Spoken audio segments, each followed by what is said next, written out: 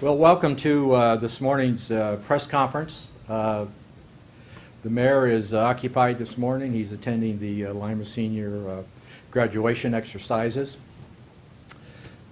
This is May the 28th, and today we have a few items to discuss. The first one being a resolution that the mayor has authored for the U.S. Council of Mayors regarding the definition of waters of the USA. EPA is proposing to expand that definition to include a whole new series of water resources or potential resources, including storm sewer infrastructure, green infrastructure, water delivery, reuse, and reclamation systems, and wastewater treatment systems, and all associated infrastructure.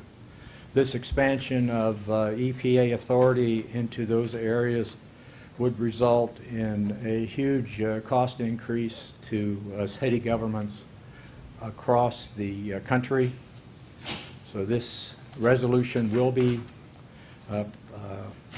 submitted by the U.S. Council of Mayors to the EPA and the authorities protesting and trying to stop that change.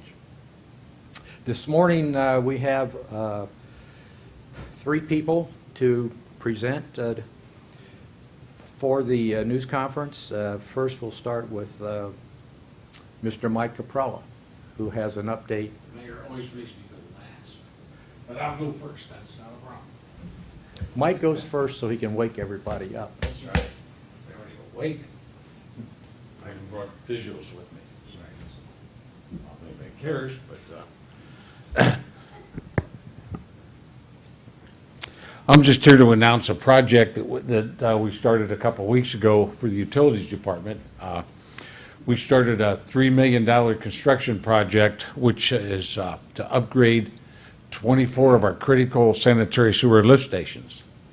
These are, as you can see in the map in front of me, all around our system, on the sanitary sewer system. And this replacement, or this upgrade, is to replace all the existing pumps in those 24 stations, to replace the check valves that are associated with the pumps. We're going to actually install an emergency bypass system around these lift stations, so if they go down, we can still keep the sewage flowing. Bad terminology, I guess, but it's the way it is, I guess. Yeah. And also it'll replace the electrical control systems, the control systems and the electrical panels on the stations. Again, it's a $3 million contract. It's going to take a year for construction time. Most of the work is not in the public roadways. It's off to the side, so it shouldn't really obstruct traffic, but there will be times when the crews and some of the equipment will be out in the public roadways, but it'll be appropriately marked for construction zones. And these are, again, our critical lift stations. We have 18 other lift stations when this work is completed that we're going to look to upgrading also. So we're kind of anxious. These stations, again, they're sewage pump stations. They wear out. The pumps pump an abrasive product, and they need to be, upgraded and replaced. So that's what this contract is all about. Again, the map shows with all the red dots, all the different stations around that we're looking at. So you can see they're pretty, widely spread out throughout the county. So it's really all I had to say. Easy and quick. Told you, quick. Thank you, Mike. Again, another example of good work that the city does, not only in the city, but also throughout the county. Next, we'll hear from a representative from Time Warner concerning TV reception and digital broadcast.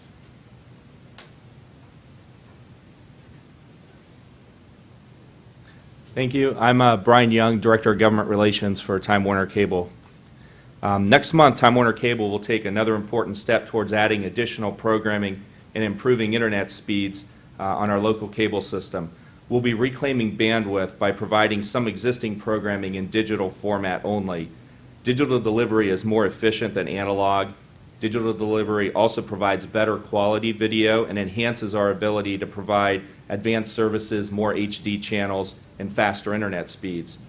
In order to continue to offer customers the advanced services they expect, we must continue our efforts to manage our bandwidth more efficiently. Analog channels require up to 14 times more bandwidth than channels in digital format, so we began the process several years ago of converting analog channels to digital-only format. As part of this ongoing initiative, Time Warner Cable will convert some additional analog channels to digital format on or about June 10th, including Lima's Government Access Channel, GTV2, in addition to WTLW, ION, the Weather Channel, Golf Channel, LMN, and C-SPAN.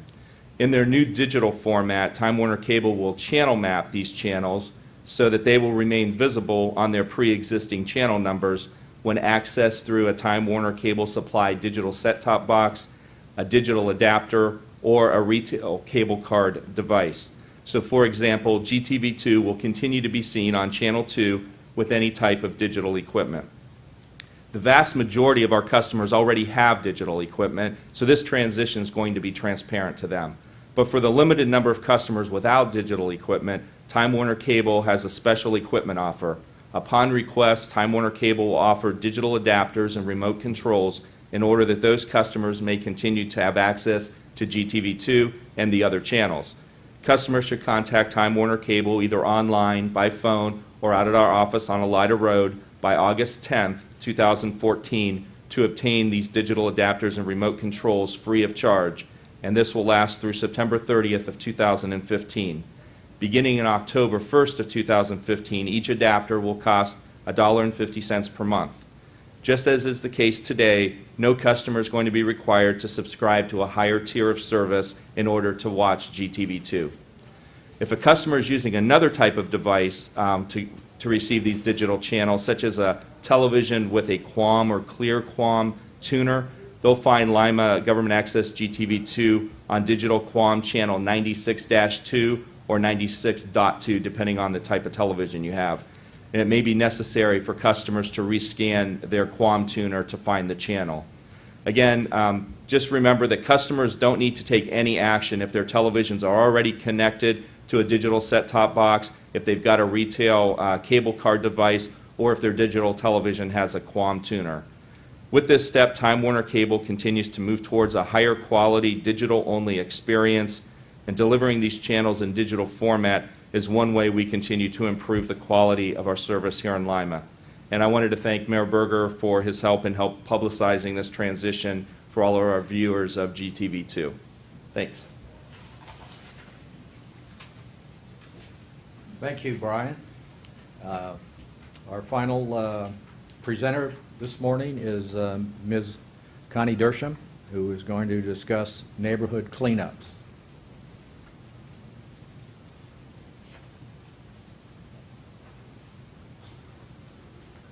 Good morning.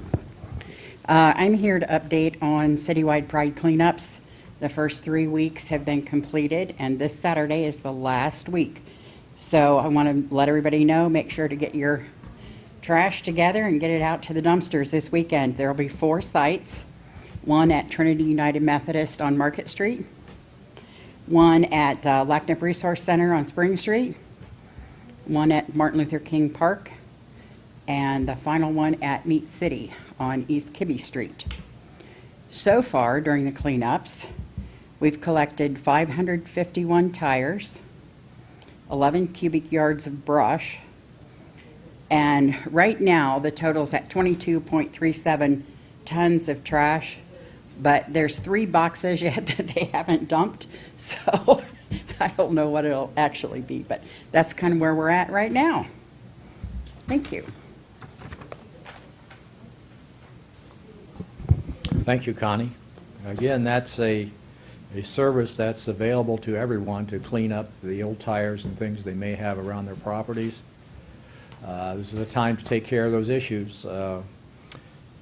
If you don't, you need to realize that later you could be subject to a property cleanup violation. So let's clean up your yards and get rid of that trash. That concludes this morning's conference, and we'll break up for interviews. Thank you.